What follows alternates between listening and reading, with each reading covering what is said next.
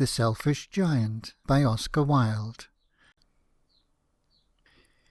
Every afternoon, as they were coming from school, the children used to go and play in the giant's garden.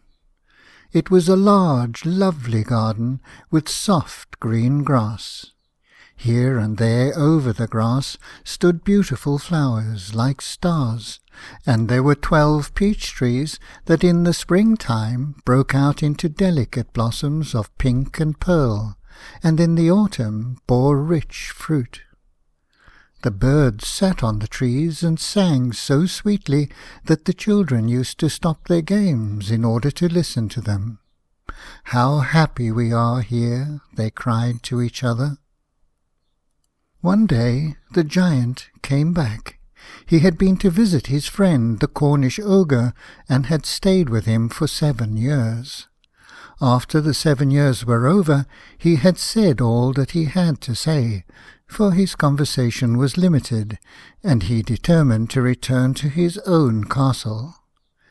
When he arrived, he saw the children playing in the garden. "What are you doing there?" he cried in a very gruff voice, and the children ran away. "My own garden is my own garden," said the giant. "Anyone can understand that, and I will allow nobody to play in it but myself."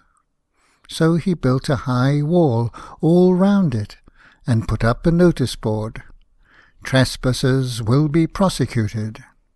He was a very selfish giant.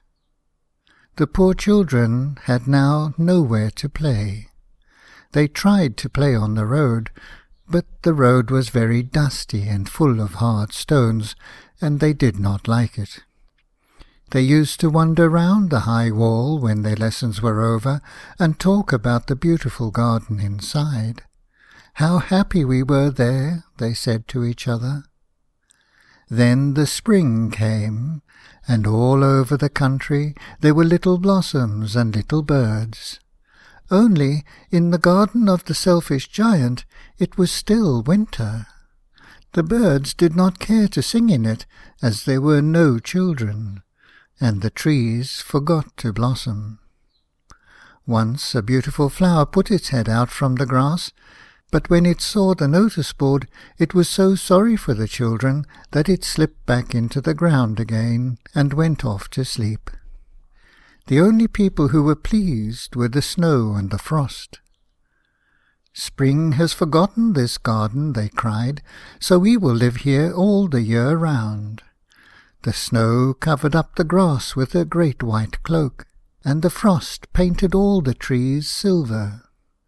Then they invited the North Wind to stay with them, and he came.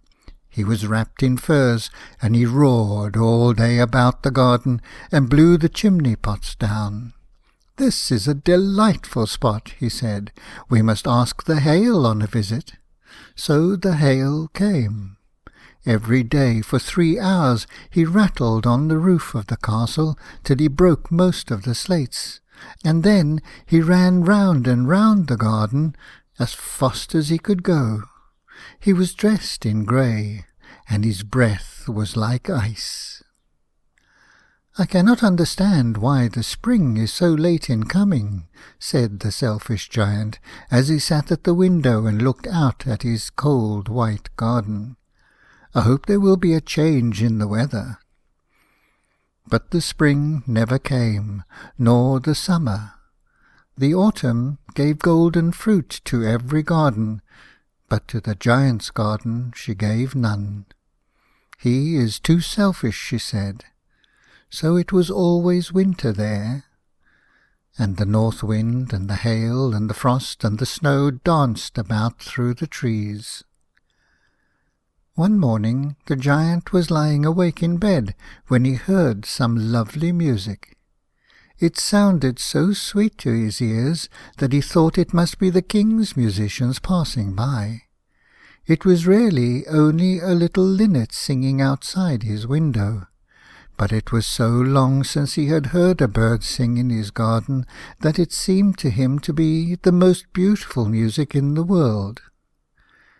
Then the hail stopped dancing over his head, and the north wind ceased roaring, and a delicious perfume came to him through the open casement. "I believe the spring has come at last," said the giant, and he jumped out of bed and looked out. What did he see?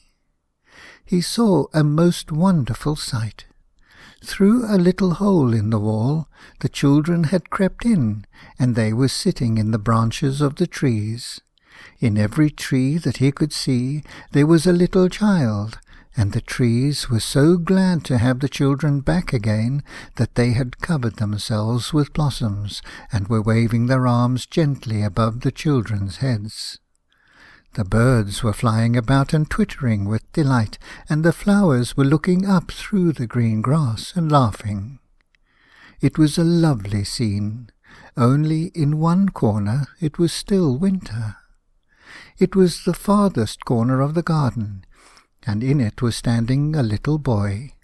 He was so small that he could not reach up to the branches of the tree, and he was wandering all round it, crying bitterly. The poor tree was still quite covered with frost and snow, and the north wind was blowing and roaring above it.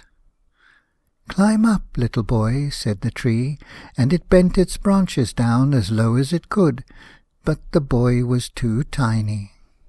And the giant's heart melted as he looked out. "How selfish I have been," he said.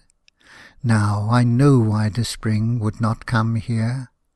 I will put that poor little boy on the top of the tree, and then I will knock down the wall, and my garden shall be the children's playground for ever and ever." He was really very sorry for what he had done. So he crept downstairs and opened the front door quite softly, and went out into the garden. But when the children saw him, they were so frightened that they all ran away, and the garden became winter again. Only the little boy did not run, for his eyes were so full of tears that he did not see the giant coming.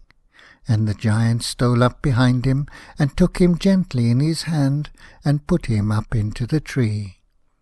And the tree broke at once into blossom, and the birds came and sang on it, and the little boy stretched out his 2 arms, and flung them round the giant's neck, and kissed him. And the other children, when they saw that the giant was not wicked any longer, came running back, and with them came the spring. "It is your garden now, little children," said the giant, and he took a great axe and knocked down the wall. And when the people were going to market at 12 o'clock, they found the giant playing with the children in the most beautiful garden they had ever seen. All day long they played, and in the evening they came to the giant to bid him good-bye. "But where is your little companion?" he said, "the boy I put into the tree." The giant loved him the best of all, because he had kissed him. "We don't know," answered the children. "He has gone away." "You must tell him to be sure and come here to-morrow," said the giant. But the children said that they did not know where he lived, and had never seen him before, and the giant felt very sad. Every afternoon, when school was over, the children came and played with the giant. But the little boy whom the giant loved was never seen again. The giant was very kind to all the children, yet he longed for his first little friend, and often spoke of him. "How I would like to see him," he used to say. Years went over, and the giant grew very old and feeble. He could not play about any more, so he sat in a huge armchair and watched the children at their games, and admired his garden. "I have many beautiful flowers," he said, "but the children are the most beautiful flowers of all." One winter morning he looked out of his window as he was dressing. He did not hate the winter now, for he knew that it was merely the spring asleep, and that the flowers were resting. Suddenly he rubbed his eyes in wonder, and looked and looked. It certainly was a marvellous sight. In the farthest corner of the garden was a tree quite covered with lovely white blossoms.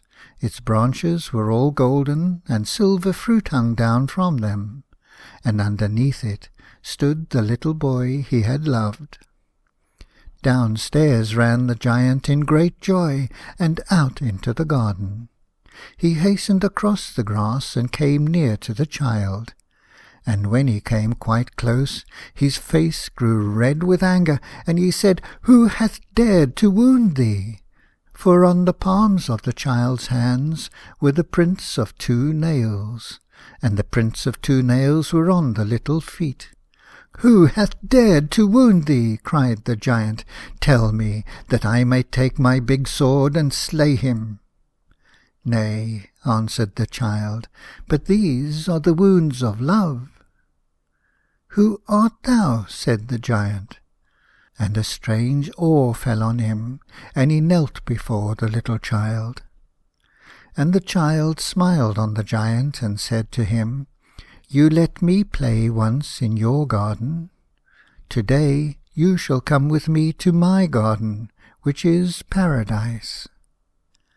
And when the children ran in that afternoon, they found the giant lying dead under the tree, all covered with white blossoms. End of The Selfish Giant.